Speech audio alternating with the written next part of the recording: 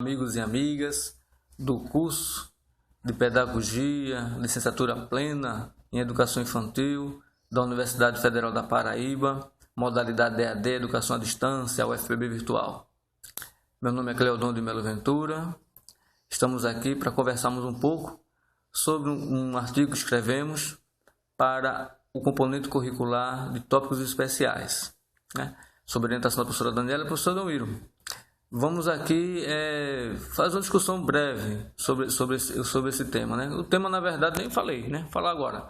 O tema é Programa Mais Educação, Mídia Educação, um estudo de caso, uma análise preliminar. Ou seja, a gente construiu esse artigo, na verdade, um projeto de pesquisa, em cima da utilização de mídia educação nas escolas, e aí a gente aproveitou e pegou uma escola em particular para a gente olhar direitinho como é que essas coisas funcionam. Muito bem. Vejam só, a gente já discute, isso aí é uma discussão que já vem de muito tempo, não é de agora, sobre essa dicotomia, de dizer que a escola particular, a escola da rede particular, da rede privada, tem uma qualidade superior à da rede pública de ensino. Quando a gente sabe que os professores, muitos professores que estão na rede pública também estão na rede privada. E aí vem aquele viés, é a estrutura da escola, são os salários, a quantidade de alunos por sala de aula, são vários os fatores. Mas um que vem chamando muita atenção é aquela questão das tecnologias. Se pensava o seguinte, não, a escola privada ela tem uma tecnologia muito melhor do que a escola pública. E aí a gente verifica hoje em dia, nos dias de hoje, que a escola pública também está tendo acesso a essas tecnologias. Mas como é que ela está tendo acesso a essas tecnologias? Em 1995, o governo federal ele criou um programa chamado PDDE, que é Programa Dinheiro Direto na Escola, que é financiado pelo FNDE, que é o Fundo Nacional de Desenvolvimento da Educação. E o PDDE ele tem aí várias ações integradas nele.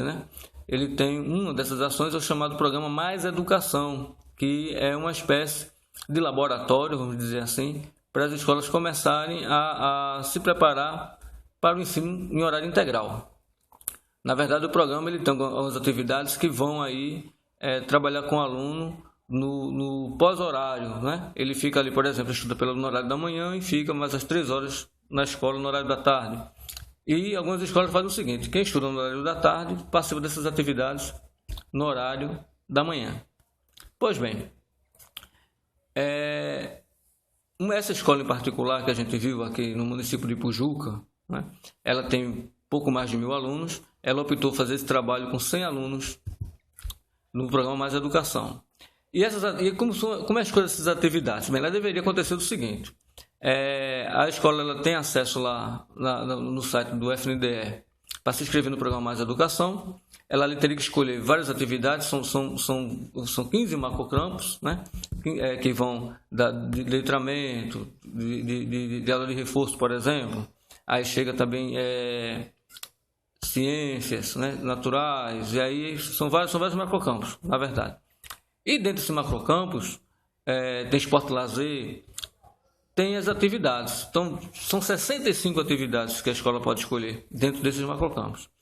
E essa escola, que a gente visitou, que a gente estudou, na verdade, passou aí umas 2 semanas trabalhando com a comunidade, ela escolheu duas oficinas, não são oficinas, são atividades, 2 atividades dentro desse programa Mais Educação, que foi de mídia educação. Uma foi redes sociais e a outra foi o Rádio Escola. Então vejam só que coisa interessante. Percebemos, a escola fez essa inscrição, aí essa escolha não foi feita com a comunidade escolar, foi o diretor quem fez, até pressionado pelo assodamento da rede em querer implantar o programa Mais Educação. Então ele sequer teve tempo de reunir ali a comunidade escolar para fazer essa escolha. Ele foi lá e achou que deveria escolher, escolheu. A comunidade escolar, o pacote quando vem pronto, não tem como você dizer, a gente não quer isso, quer trocar por outra coisa, a coisa não funciona dessa forma. Por quê? Porque os recursos já vêm contingenciados para aquela atividade. E foi o que ocorreu. na percepção, né, dentro da construção do nosso artigo, percebemos duas coisas interessantes. O primeiro momento, que o programa Mais Educação, por exemplo, ele não limita a quantidade de alunos, mas as escolas geralmente escrevem 100 alunos para participar do programa. Aí você tem 4 turmas de 25 alunos. Como na inscrição os alunos já estão lá contingenciados do primeiro ano até o nono ano, por exemplo, foi o que aconteceu com essa escola, do primeiro ao nono ano, quando se foi se construir essas turmas, aí se mesclou, né? Não se conseguiu uma hegemonia em termos de idade, não. Os alunos eles foram misturados, né? Alunos menores com alunos maiores, e assim foram formadas as turmas. E o interessante foi isso, foi a gente perceber que os alunos menores, interessante isso, viu? Os alunos com 8 anos, 9 anos de idade, estavam ensinando os alunos maiores a trabalhar com as mídias, né? Trabalhar ali com o computador, trabalhar ali com a câmera digital, né? Trabalhar com o microfone. Interessante aquilo, porque a gente já tem uma ideia um pouco contrária, né? Então, um aluno maior, ele vai, na verdade, se desenvolver melhor nessas questões, e foi justamente o contrário. Até o uso do celular, por exemplo, os alunos menores eles tiveram muito mais facilidade em fazer isso, né? É claro, é evidente que a gente tem ali aquelas questões de alunos que têm acesso e não têm acesso, mas aí é uma coisa muito pequena, porque todos são da mesma realidade, e a gente percebeu essa questão. E nas discussões que a gente, quando estamos construindo o artigo, né, vimos alguns teóricos dizer justamente isso, que à medida que essa geração nova ela tem muito mais acesso às tecnologias, ela vai ter uma facilidade de utilização em relação às gerações mais antigas. E esse negócio de geração nova e antiga, eu estou falando aí de uma diferença de 4, 5 anos, né? E a gente já sente essa questão, foi o que a gente vimos na construção do nosso artigo. Mas também vimos algumas coisas negativas, né? Por exemplo, não houve um direcionamento em nenhum momento, né, da questão pedagógica da escola com essas atividades de Mais Educação. Ou seja, o laboratório era aberto da escola, o monitor escolhido, ele simplesmente ligava os computadores, liberava a senha de acesso à internet, ficava ali observando, dando uma ou outra orientação da utilização da máquina, não era da utilização do programa, né? Ali do Facebook, do Twitter e etc, uma coisa direcionada para se produzir algo, na verdade, né? Ou que o aluno fosse buscar através dessas mídias, né, interações outras, de forma nenhuma. Ele simplesmente era uma espécie de cuidador, né, do laboratório, e os alunos ficavam ali meio soltos, né? Meio não, totalmente soltos, né? Fazendo o que desse na telha. A única coisa que se tinha cuidado é para não se entrar em sites pornôs e nas salas de bate-papo, por conta dos perigos que a gente sabe que existem por aí. Com relação a outra coisa interessante, são os professores. Como eles não estavam envolvidos na concepção do projeto, eles também um pouco se lixavam, né? Um pouco ligavam para essa questão da utilização dessas mídias a seu favor, a favor da aprendizagem do aluno. Isso foi um ponto negativo que observamos. E a gente faz um convite aqui, né, para uma reflexão em cima dessas questões. Quer dizer, a gente está procurando aí melhorar a qualidade da educação na escola pública, né?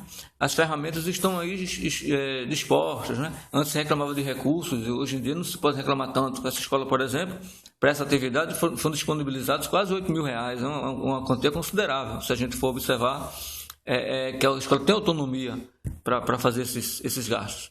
Mas aí fica um convite, né? Fica uma reflexão. A gente, na qualidade de professor, a gente tem que ter essa percepção de se apropriar também das outras atividades que a escola tem, né? Não só da nossa sala de aula, por exemplo, de cuidar só do nosso plano de aula isoladamente. A gente tem que, na verdade, estar se interagindo, procurando interagir com tudo que está acontecendo na escola. Em relação a outra oficina que a gente percebeu que foi a do Rádio Escola, ela não desenvolveu porque é o seguinte: a Rádio Escola, segundo os cânones do programa Mais Educação, seriam equipamentos que viriam para a escola, e isso não ocorreu, né? E como não ocorreu, a direção da escola, a gestão da escola também não se preocupou em substituir por uma outra ação, porque na verdade tem uma dificuldade muito grande, porque o programa não permite substituições.